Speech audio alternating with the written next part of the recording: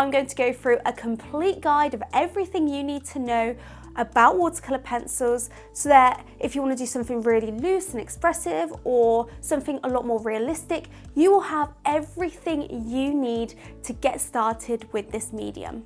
What are watercolor pencils? So these pencils may look like any other set of colouring pencils, but there is one key difference. With watercolor pencils, you use them with water. This is because they have a water-soluble lead, so even though you can draw really fine details with them like you would with normal colouring pencils to get that really realistic result, you can also go in with water to get that more loose, expressive watercolour look to your drawings. This means that this medium is so flexible and you can achieve a range of styles with this supply. So there are lots of different brands of watercolor pencils that you can try. Personally, I use the Faber-Castell Albrecht Dürer watercolor pencils, but you can get started with whatever set you can get your hands on and that suits your budget. Honestly, you don't need to have a really professional set of watercolor pencils to get started. A simple student grade set will work just fine. Moving on to what other supplies you need for watercolor pencil drawing. Firstly, paper. I recommend using watercolor paper, as a lot of the time we will be adding water to our pencil shading, so you want a paper that's suitable for adding water to it. You'll also need some paintbrushes, a jar of water, and a towel to dry your brushes on. Now, you don't need lots of different brushes, just a couple of round paintbrushes that are different sizes will work fine for this. Now, as these are pencils, we will also need to sharpen them. So I like to use my Derwent Superpoint manual sharpener, and this helps to get my pencils really nice and sharp so I can get lots of fine details with them.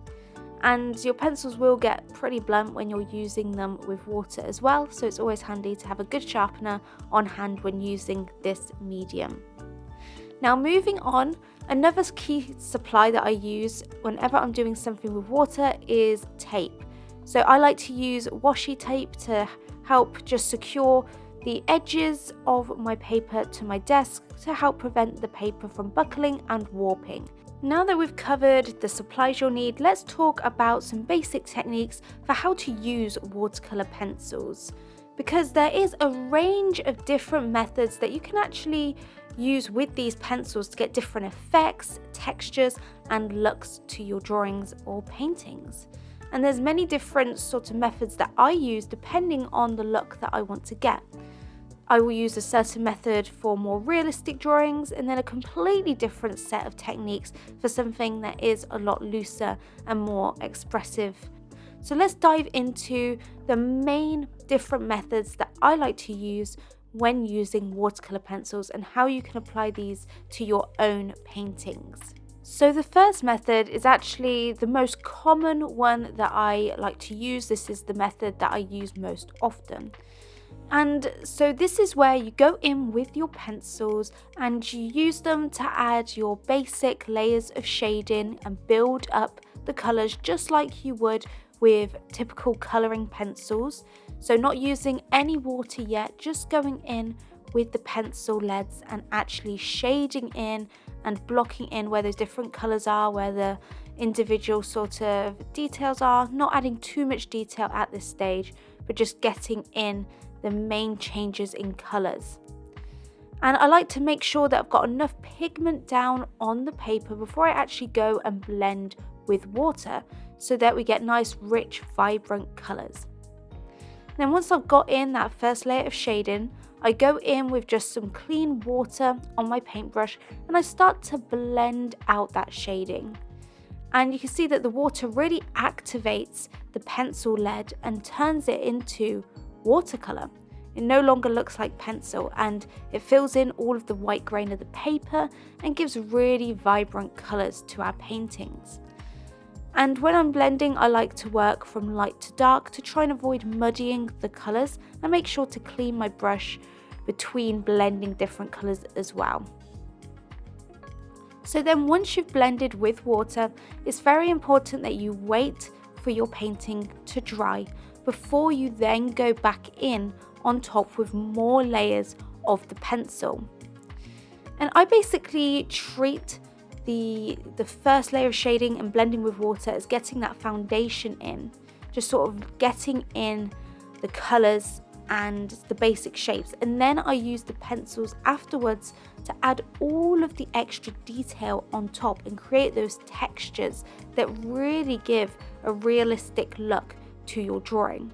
And of course, if you're not going for a realistic style, you can get rid of some of that detail and let it be more loose. But I love adding lots of details with the pencils, with those really sharp pencils, after I've blended with water and once it has dried. And I've found that this gives a really realistic look to your drawings, and it makes it really quick because you're blending with water, and that's really fast. So the second way that you can actually use your watercolor pencils is by dipping them in water first to actually sort of soften that lead. And what this does is it makes the pencil more intense when you apply it to the paper. Because it's already wet, more pigment comes down onto the paper. So this is really good if you want those bold, vibrant details and you want to use the pencil to maintain that control of that sort of fine pencil lead, and you don't want to have to activate your details with water. If you want to create those details but still get a really solid painterly look by getting a heavy coverage of pigment down, because you can see that you get a much more intense result and intense color payoff when you soak the pencil in water before adding details than if you just use the pencil dry. Now, the third way that you can actually use these pencils is just as colouring pencils themselves. You don't actually have to add water to them at all.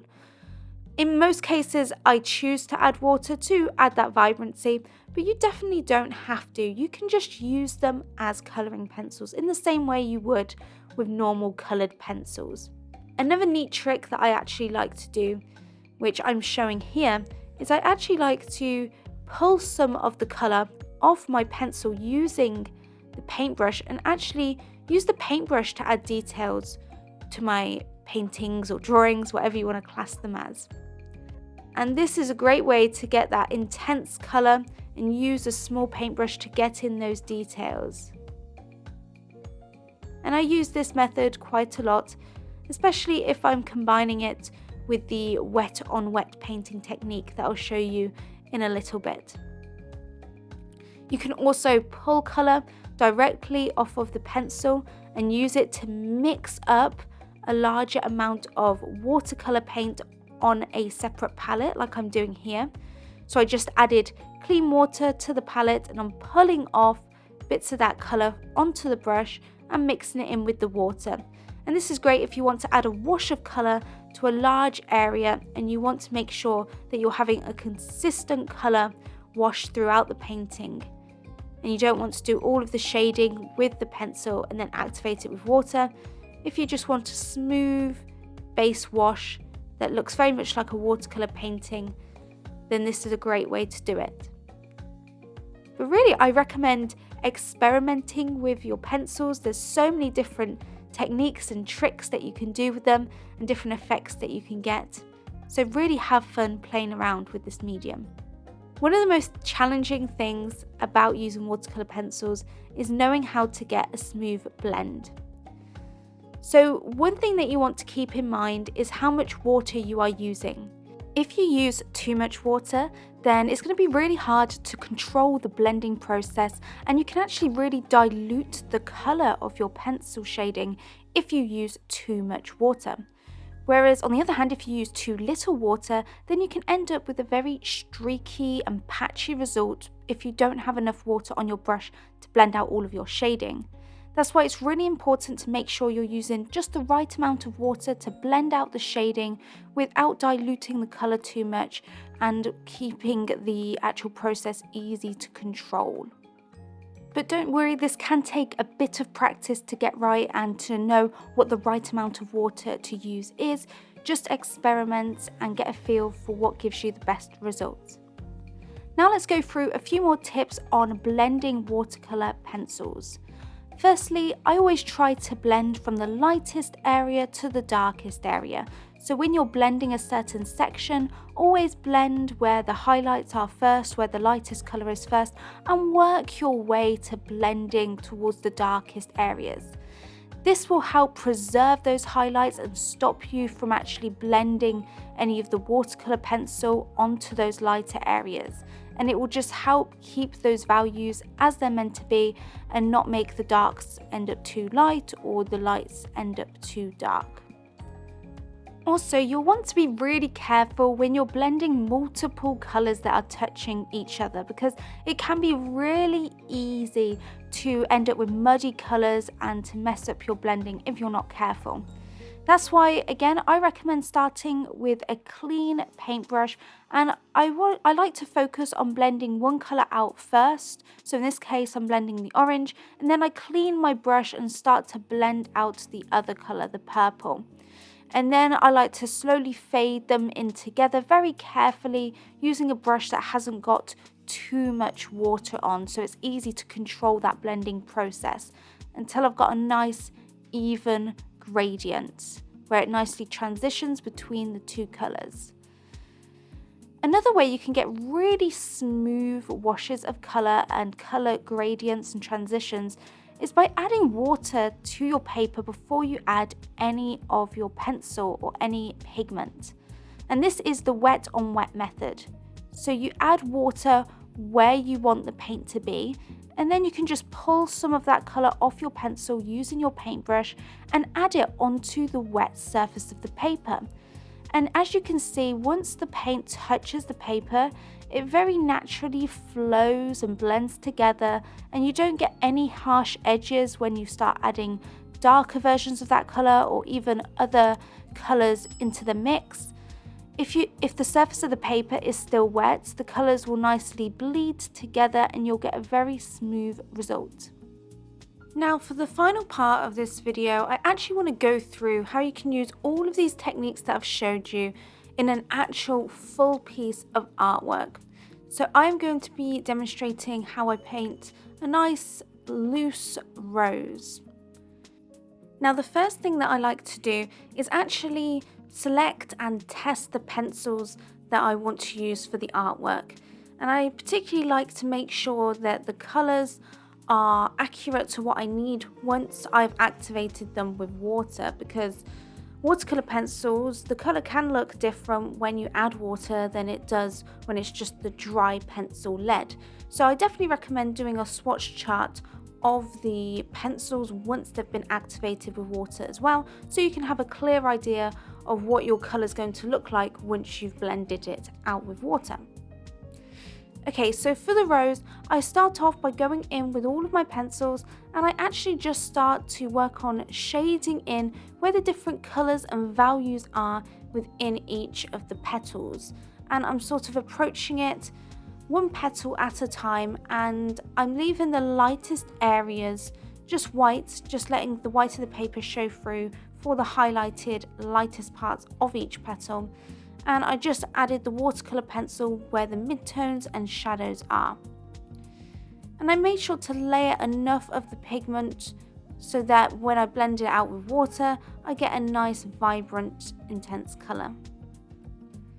Now I'm blending out that shading with water, and I'm just using a small round paintbrush to do this. And you can see that sometimes when I'm blending out with the water, whilst that area is still wet, I just pick up some of the colour from the pencils if I decide that it needs to go a bit darker. So that is using that wet in wet method that I showed you when I did the little heart demo earlier. And you don't need too much water on your brush. And make sure that you are blending from the lightest to darkest areas of each petal.